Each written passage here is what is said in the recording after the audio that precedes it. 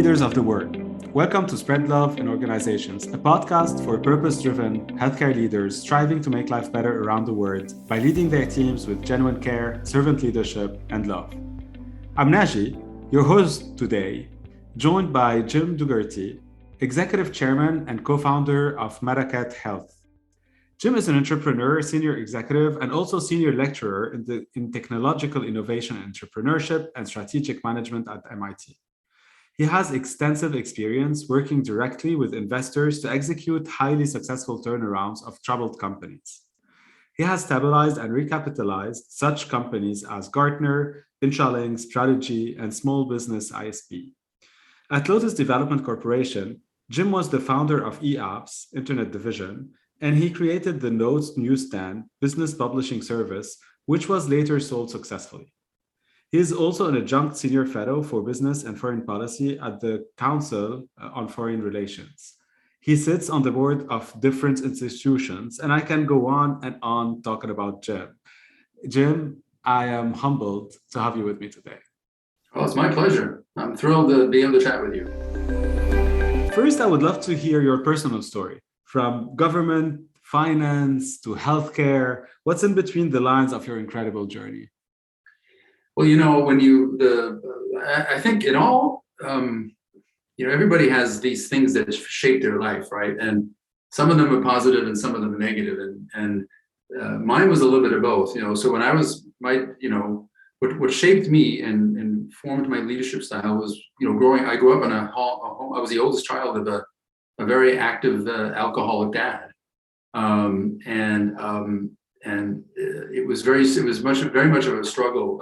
Literally every night I would come home, there would be some sort of conflict, sometimes physical, sometimes verbal, and I think the empathy that I built, getting through that was helped mold my interest in making other people's lives happier, healthier, and more productive. And I do remember my very first job. I was 12 years old, and where I grew up, you had to be 14. But I was very tall, and my dad lied about my age. My job was clearing grocery carts from a big grocery store parking lot with severely retarded men, they were very retarded, and they had unusual faces and voices and so on, and they were bussed into the parking lot. They helped out, and I remember seeing how all the people in the parking lot treated them, and therefore lumped me, and they assumed I was one of them. And the way they treated me, they wouldn't come near me, they wouldn't want to talk to me. When their kids came around, they wouldn't let their kids out of the car until I had passed, and all these kinds of things. And I really got to see how these people were rejected, basically, kept at arm's length and treated very badly. And I remember it had a huge impact on me, and feeling sorry for these guys. Something was wrong with them, and they had no choice in it. The way you're born. And I remember that left a lasting impression on me, that how these people were rejected by other people and left to this little corner of the world and ignored. And so a combination of the growing up in a household where there was conflict every day, and then this job and other things sort of formed the basics of my I think highly empathetic leadership style, which is I want everybody to be happy and I want everybody to be successful. That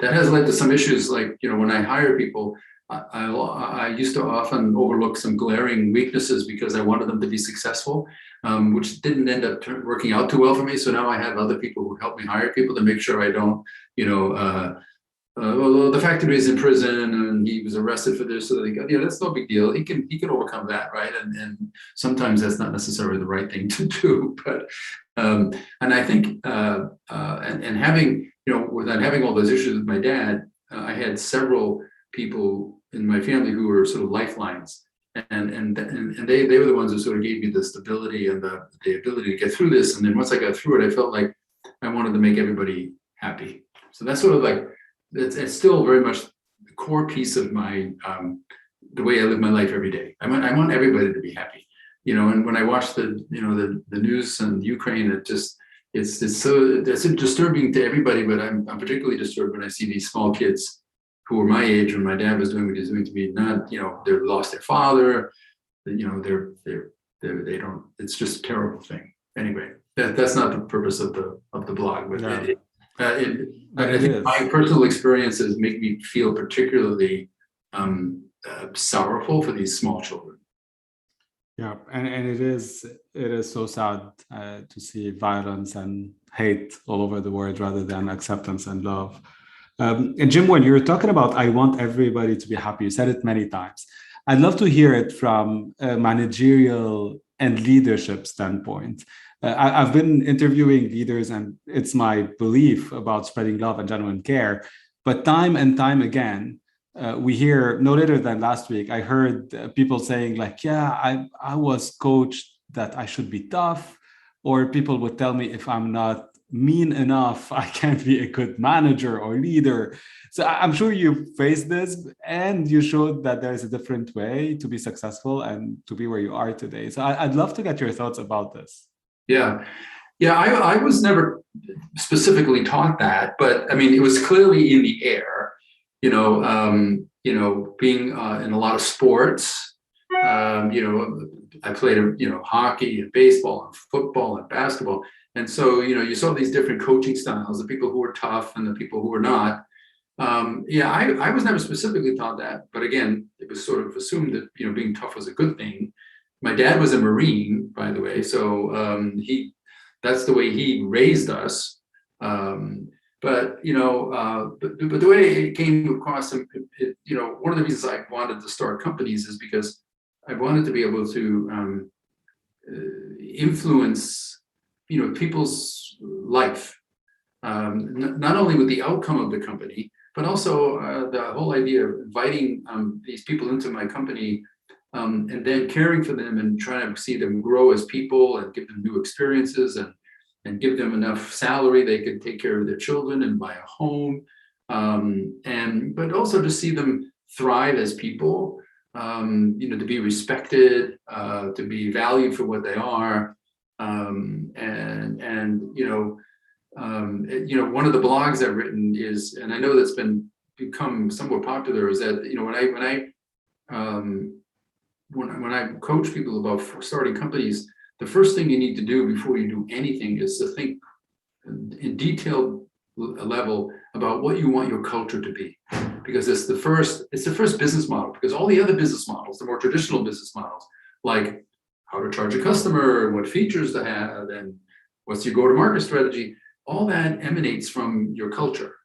And so what you need when you create your culture, every company has a culture. But most times it's formed in an ad hoc way, as opposed to strategic. And what we did before we started our company officially, we literally wrote down the kind of things we felt were truthfully important, and then we started to find specific ways that we could behave to prove that they were not just bullets on a slide that was posted next to the kitchen, right? And a couple of them were respect for individuals, transparency, honesty, and I think the most important one was the mutual respect, right? That you start out mutually. I mean, there are some people who behave badly, and I've experienced those people in my career, where you start out with them giving them mutual respect, and then they behave in a way that doesn't deserve respect, right? They steal something, they lie, they believe. But the other thing is creating an environment where people feel like they can thrive. And so we don't accept any politics in our company. So, and we all know what politics are: when you withhold information for somebody to make them look bad, or you mislead them, or whatever. There's all kinds of variations in politics. We will fire a person on the spot if they exhibit any political leanings. You need to be able to work and do your job without worrying about any kind of politics. And so my job as a CEO is to provide air cover for everybody, and to make sure that when these incoming missiles come in, maybe to use the Ukrainian analogy again. My job is to block those things. It's funny. One of the guys who left our company recently, for a good reason, he'd been there 6 years and it was time for him to move on. He said that he saw my role as I absorbed all the tension, right? So when there were things that were happening to the company, whether it was problems with our investors or problems with our customers or problems with our employees, my job is to sort of be the shield that keeps the tension away from the regular team members, so that they can perform better and don't get upset and so on and so forth. So the answer to your question is, culture is the key. And I know whenever I've turned companies around, the VCs will come and ask me and say, so what was it? Did you do comp plan, a new head of sales? And I said, no, the first thing I did is fix the culture. And I know a lot of venture capitalists are not comfortable with that because they like it to be more, tangible, right? It's no, I made everybody feel like, this old saying, you want, you don't want bad news, but if there's bad news, you want it to travel fast, right? You don't want to have something happen in your company and it sort of lingers in the lower levels. Nobody wants to raise it to the bosses because they're afraid of what will happen. And that's really bad. And so if you're going to ever find out what's really going on in the company, and I learned this doing these turnarounds, is you got to get people to trust you. And if they trust you, they'll tell you the truth. But if they don't trust you, they won't tell you anything. And if they won't tell you anything, then you can't really know what's going on. And if you don't really know what's going on, how can you fix it, right? So, yes. And even when I started my company from scratch, the one I currently am executive chairman of, we got the 55 people, and I can't talk to everybody every day, right? And so I still have to rely on the fact that people will know when it's the right time to raise an important issue, and they feel like if they raise the issue, they're not going to get punished for it. I love this. And you shared a couple of very important things. So one of the HBR articles you mentioned, right, about the culture, right. It's really a great read, and I'll put the link for the auditors. In this one, you really talk about the first thing to do as an entrepreneur is cultures. And as you said, it's something that usually we don't talk about. We met as you were coaching us through MIT Idea Lab. And it's true, we talk a lot about the pitch, we talk a lot about finding the problem, the customer, the first paying customers.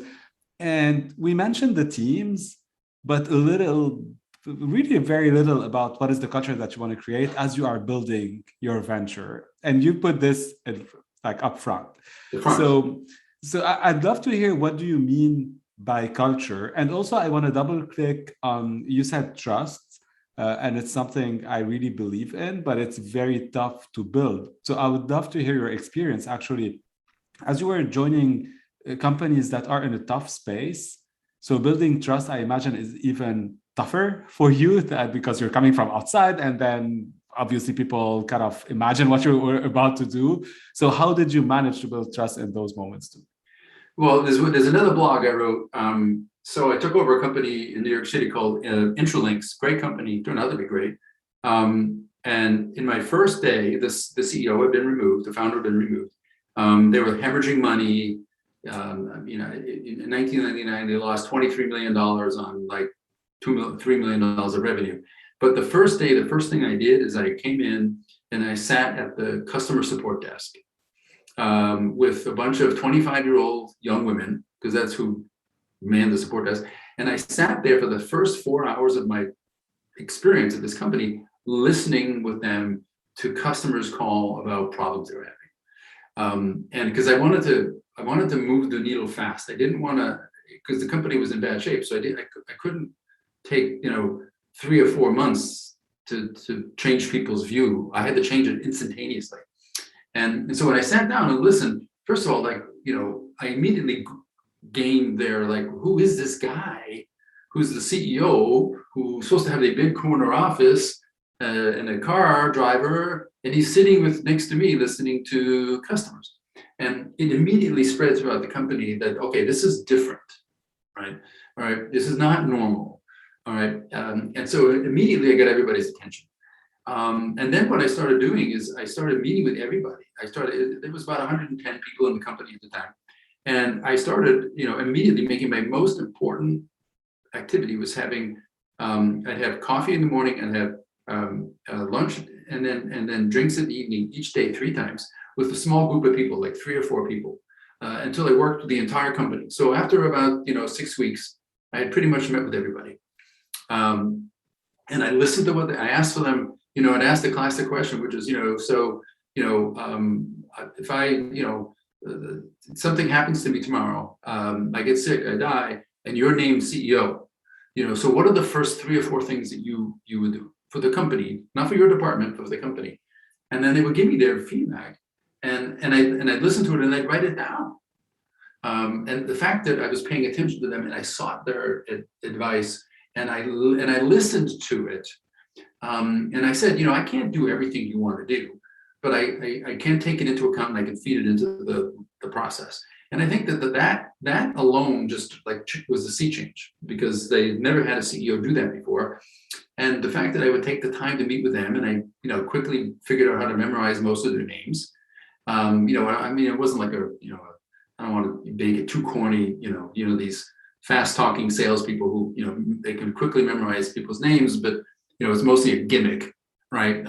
This was not a gimmick. And so the way I built trust was to spend time with everybody, to listen to them. And then when I finally made my decision about what I was going to do to change the company, I put it all down and I said, so every single idea here, which is true, every idea here came from one of you. All right. And there are several ideas I couldn't implement because, there's not, you can't do everything, right? But I think the fact that I listened to them, took their input, and then incorporated their input into actually what we decided to do, as opposed to, going off by myself and then coming in like I'm an angel, right, coming from heaven and descending down to the company, and then saying, by the way, here's what we're going to do. I think that built the trust, and I also think that I just made sure that when I was in the coffee room that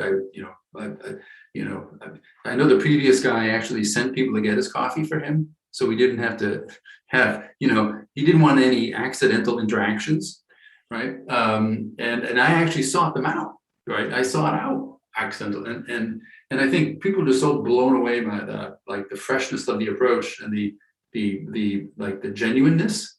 And I told them about myself. They the things that I do in my life, the way I raise my kids and my religious activities and my civic activities, and there's a good word called being a reverent leader, and that means like people who want to work with you because they want to learn how to behave like you, right? They think your behavior is admirable. And they figured out the best way to figure out how to behave better is to actually spend time with you. So I didn't know that word until recently, but in effect, that was kind of what was happening, right? Which was, how to lead a life where work is an integral part of it, but it's not the only part of it.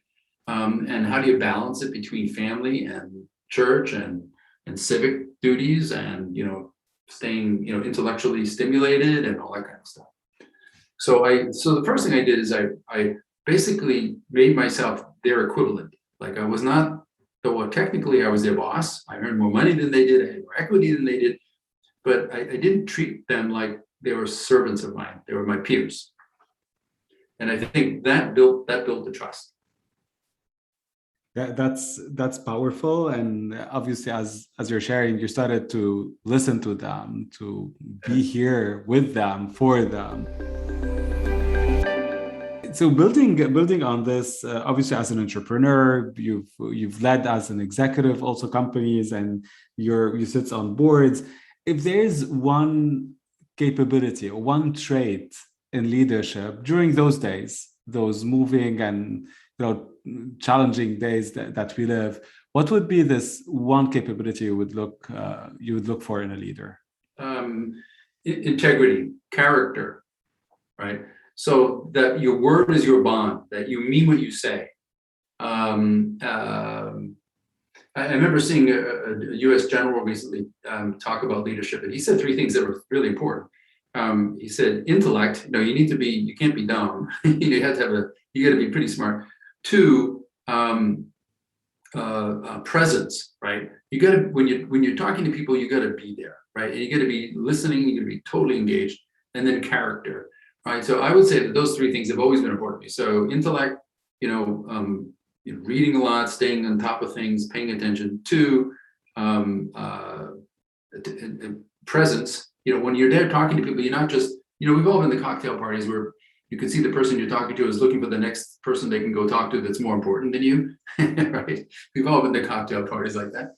And you want it, and when you're the boss, you're not just checking the box, say, well, I got to go to this party and listen to some of the employees, and then as soon as I've hit the 15-minute mark or whatever it is, I'm out of here, right? You can't make you feel that way, and then of course character, but I would say is the most important one, which is that people can trust you.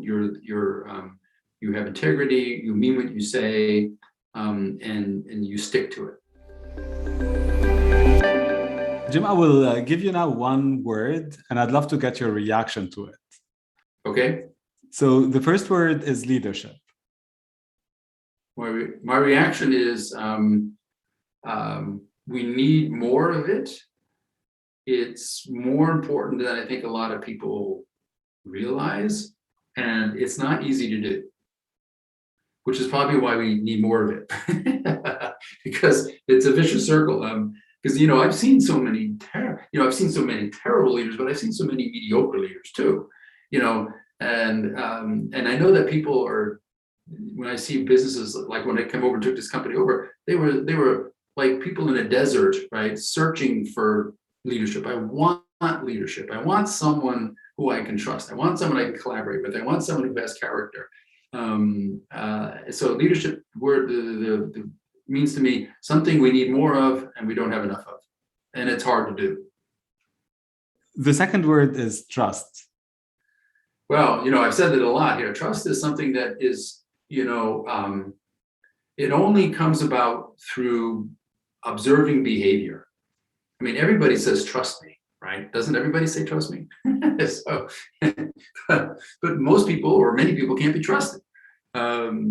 I know people whose business model it is in life is to make a commitment to someone, and then when they finally deliver on it, you find a way to discount that, right? And say, well, I know it's going to pay you $100,000 to do that, but it wasn't exactly what I thought, and maybe things have changed, so I'm going to pay you $50,000, right? And I mean, like, there are people who live that way, right? And that's how that delta is how they pay for their house and put the kids through college. So trust is, it's probably the most important. Well, character is part of trust, right? You can't, if you're not trustworthy, you can't have character, right? They may be not exactly interchangeable, but trust is a huge component of character. And the only way to be trusted is to actually do things that are trustworthy. So just saying it doesn't mean anything, right? As I said, everybody says it. Trust me, trust me, trust me. So you got to put yourself in situations, and like I said earlier, around the culture, not only do you have to set out what your culture is, you then have to actually start figuring out ways you can actually improve the culture by behaving in the way the culture says you should behave, as opposed to just having it be a list of 5 bullets. And the same thing with trust me, which is, okay, so what can I do now?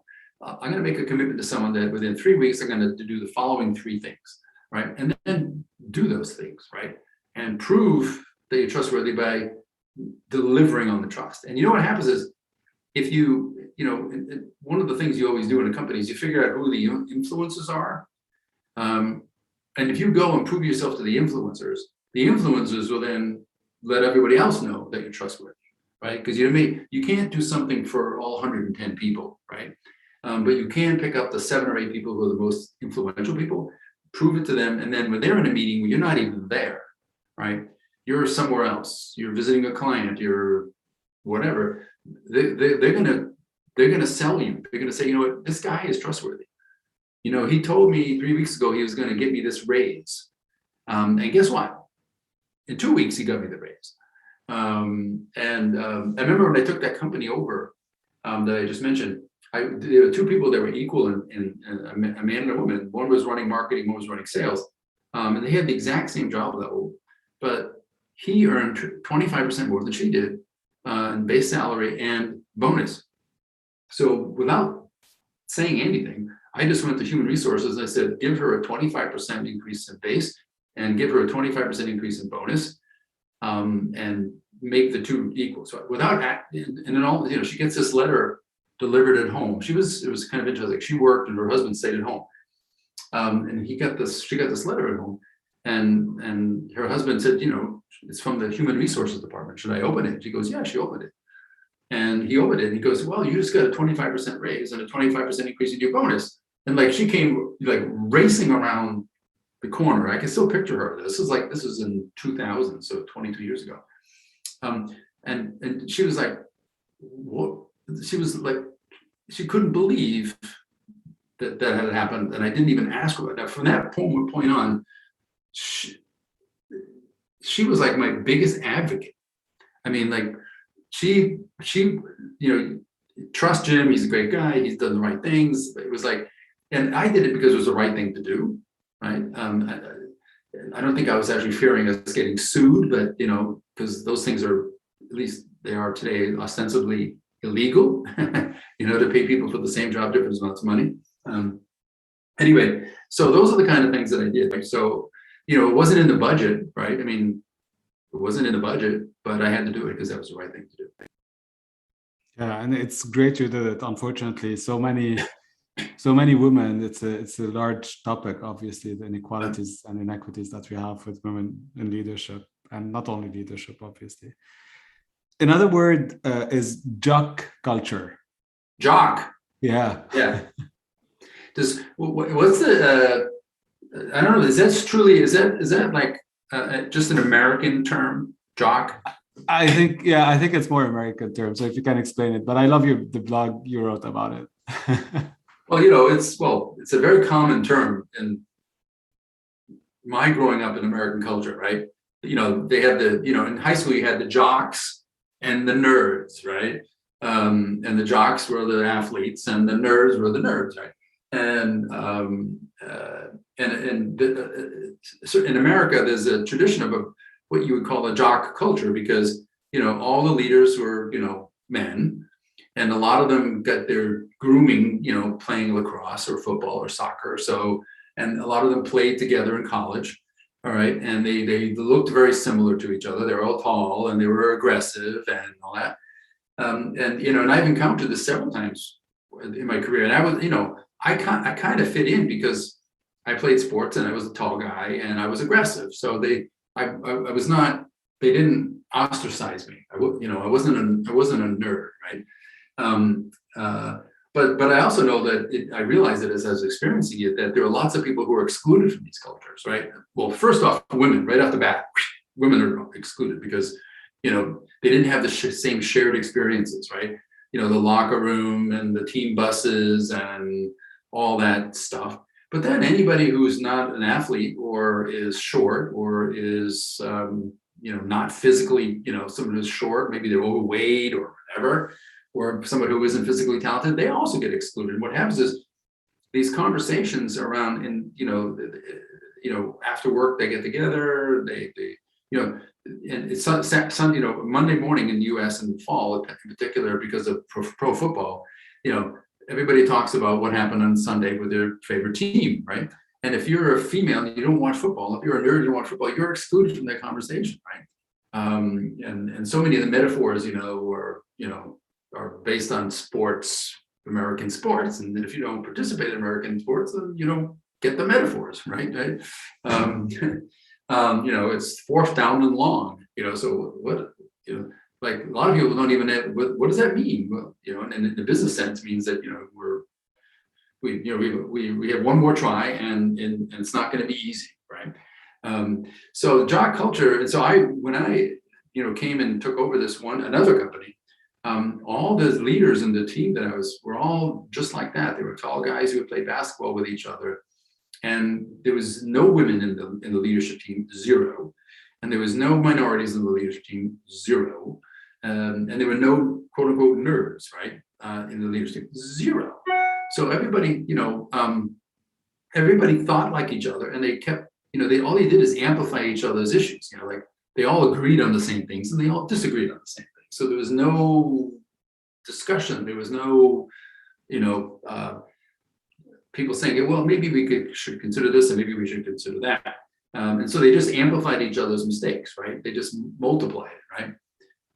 Yeah, that's the right thing to do. Yeah, it's the right thing to do. Yeah, it's the right thing to do. Okay, let's do it. Like someone said, well, maybe we should consider this, or maybe we should consider that.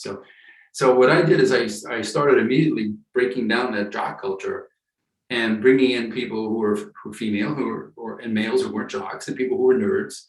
And it had an instantaneous impact on the company because people said, well, before there's no way I could get into this inner group, right? But now I can get into this inner group. And it sort of radiated across the entire country. We had people in 90 countries, by the way, 5,000 people altogether.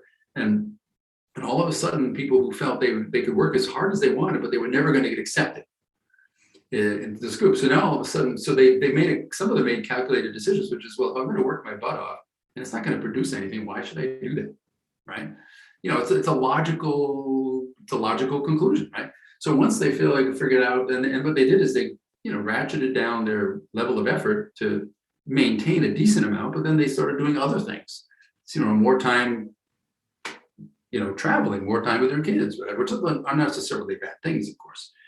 But then once they realized that if I work my ass off, and I can get into that leadership group, well, all of a sudden everybody started, working much harder, and they felt like their opinions would count and they wouldn't be, ostracized, because, during the summer, of course, they all went golfing together.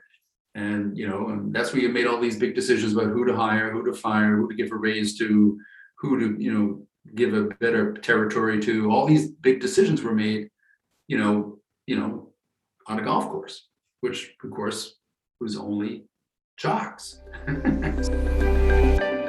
The last word is spread love in organizations.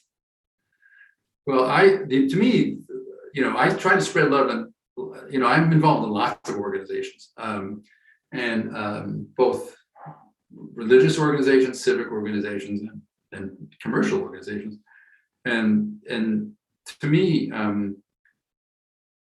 the spreading love. Well, I mean, that's like you had to say, what is the key to the culture that I wanted to do? Is spreading. Well, maybe love would not be the exact word, but happiness, right?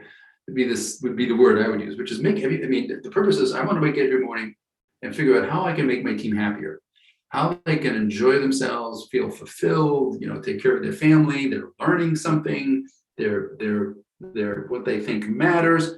And so they're happy, they have a smile on their face. And so when you're happy, you could love. It's easier to love when you're happy, right? It's harder to love when you're angry or anxious or whatever like that. So spreading love is, to me, I can't even think of what could possibly be more important than spreading love and make everybody else happier. I mean, there's nothing you could do. I mean, if you're making a lot of money, but you're spreading anger, I don't know, are you really accomplishing anything? I mean, because in the end, we're all dead. And I remember Maya Angelou, who died last year, she had this great line. She goes, after you're dead for a long time, most people won't remember anything you specifically said. And they might not even remember anything you specifically did, but they will remember how they felt when they were with you. And so if you're there spreading love, people are going to remember that. And, and another thing my grandmother told me, she said, you never really die until the last person you influence dies. And so I took that to heart. So if you can spread love to, for all age people, and they will outlive you, and they will then spread it to their relatives, and then your legacy lives on. I love this, Jim. Thank you so much for sharing this. Any final word of wisdom for the leaders around the world? I know I had a great mentor, his name was Walter Wriston, and he said to me one day, he goes, if there's anything you're about to do that you wouldn't want mentioned at your funeral, then you shouldn't do it. He goes, that's easy. So you die, and then the speaker gets up and said, by the way, did you know that Jim did this? And if you would be embarrassed by the fact that they would mention this, then that is the answer to the question. You should not do it. And I thought it was a very simple rule of thumb, which is, some of the people say things like, well, if you do it would you want it to appear in the headlines of the New York Times or something like that? It's the same kind of idea.